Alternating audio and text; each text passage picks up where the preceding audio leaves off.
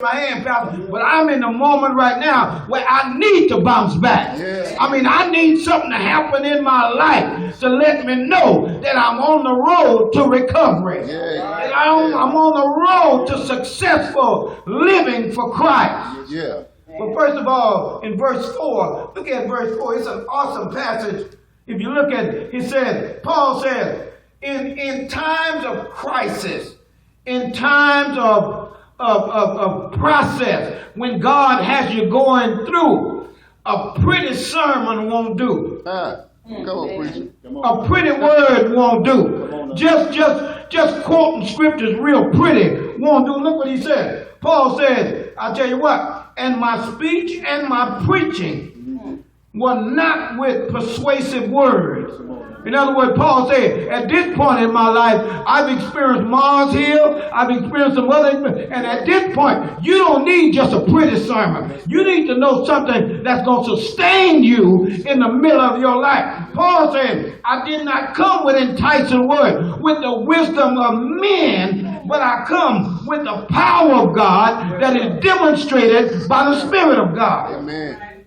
Amen. That look at it says in verse 5, that your faith should be in the wisdom, but be not in the wisdom of men, but in the power of God. Lord Jesus. I wanna mature to where I'm not hanging on every word man say. Come on, preacher. I want to mature to the point when I go in the doctor and the doctor tell me, Felton Joseph got some bad news for you.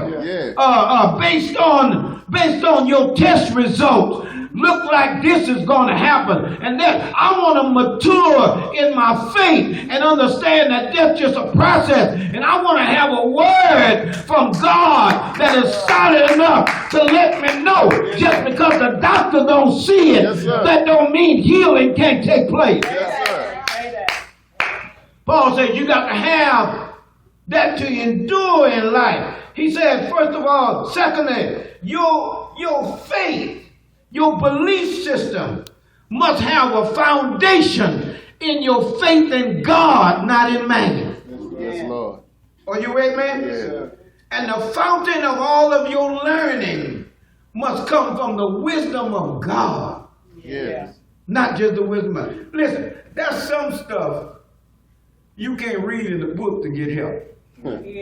Help us, Pastor. Are you with me? Yeah. That's some life experiences that you can't read in a book. Yesterday I was talking to one of my friends, and he was going through something.